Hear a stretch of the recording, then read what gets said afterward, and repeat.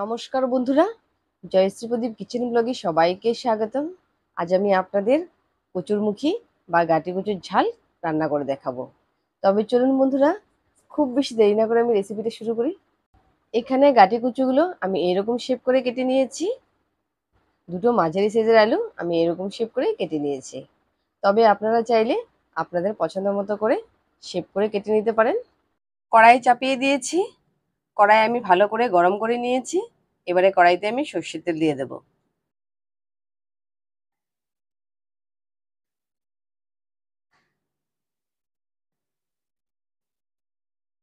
তেল গরম হয়ে গেছে। এবারে আমি কেটে ধুয়ে রাখা গাটি কচুগুলো এর মধ্যে দিয়ে দেব। সামান্য পরিমাণে নুন দিয়ে দেব। সামান্য পরিমাণে হলুদ গুঁড়ো দিয়ে দেব।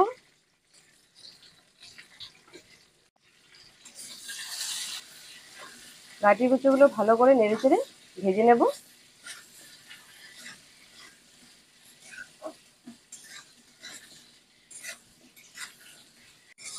বন্ধুরা, গাটি কচু বয়েল করেও রান্না করা যায়, আবার ভেজেও রান্না করা যায়। আজকে আমি ভেজে রান্না করছি। গাটি কচুগুলো ভাজা হয়ে গেছে। এবারে আমি তুলে নেব।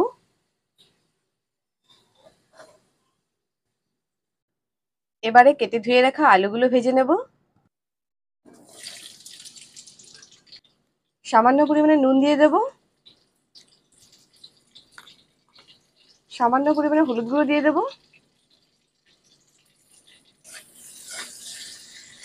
আলুগুলো ভালোভাবে নেড়ে চেড়ে ভেজে নেব।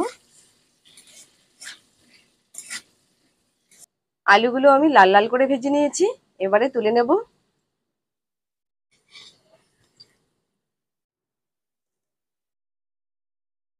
ফোড়নে আমি একটা তেজপাতা দিয়ে দেব। একটা শুকনো লঙ্কা দিয়ে দেব। সামান্য পরিমাণে গোটা জিরে দিয়ে দেব। গ্রেট করে রাখা আদা দিয়ে দেব।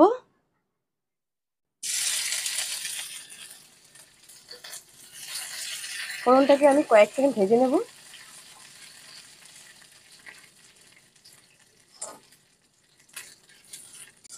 ফোড়ন থেকে একটা মিষ্টি গন্ধ বেরিয়েছে। এবারে আমি ভেজে রাখা কচু এবং আলু এর মধ্যে দিয়ে দেব।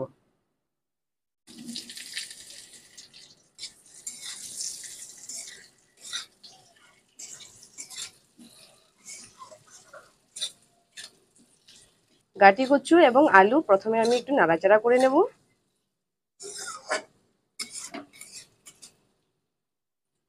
এবারে এক এক করে আমি মশলার উপকরণগুলো এর মধ্যে দিয়ে দেব। প্রথমে আমি স্বাদ মতো নুন দিয়ে দেব। এখানে খেয়াল রাখতে হবে যে আলু এবং কচু ভাজার সময় আমি সামান্য পরিমাণে নুন দিয়েছিলাম, তাই নুনটা এখানে বুঝিয়ে দিতে হবে। নুন দিয়ে দিলাম। হলুদ গুঁড়ো দিয়ে দেব। শুকনো লঙ্কার গুঁড়ো দিয়ে দেব। আমি এখানে 1 চামচ শুকনো লঙ্কার গুঁড়ো দিচ্ছি।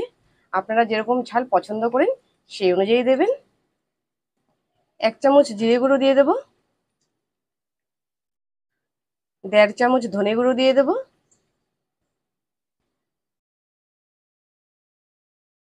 তরকারির রংটা ভালো আসার জন্য আমি সামান্য পরিমাণে কাশ্মীরি লঙ্কার গুঁড়ো দিয়ে দেব।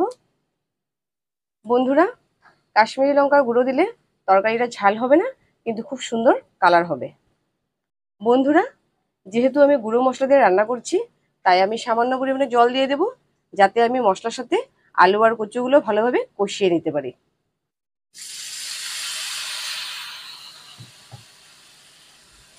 এবারে সবকিছু খুব ভালোভাবে মিক্সড করে নেব।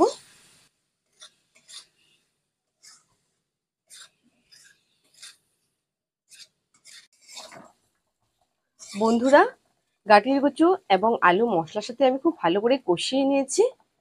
এবারে আমি জল দিয়ে দেব।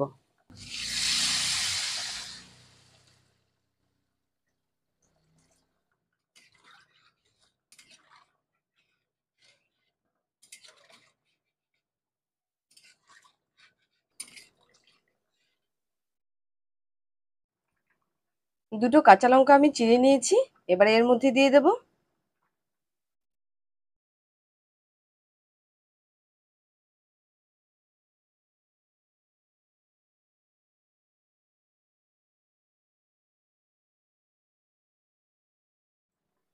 এবারে আমি চেক করে নেব আলু আর কচুগুলো ভালোভাবে সেদ্ধ হয়েছে কিনা।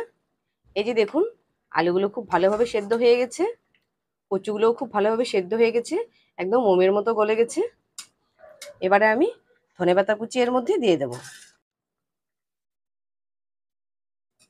ধনেপাতা কুচি দিয়ে আমি আরো কিছুটা সময় রান্না করে নেব।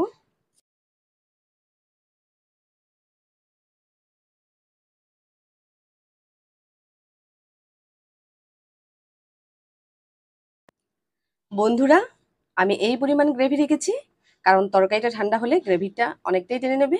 তবে আপনারা চাইলে আপনাদের পছন্দ মতো করে কম বেশি গ্রেভিটা রাখতে পারেন। এদিকে আমার রান্নাটাও কমপ্লিট হয়ে গেছে। এবারে আমি গ্যাস অফ করে দেব।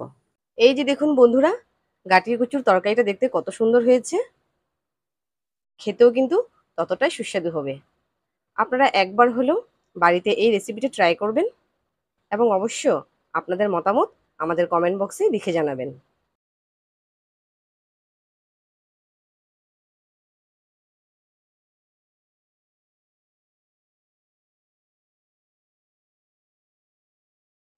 বন্ধুরা, ভিডিওটি আমি এখানে শেষ করছি।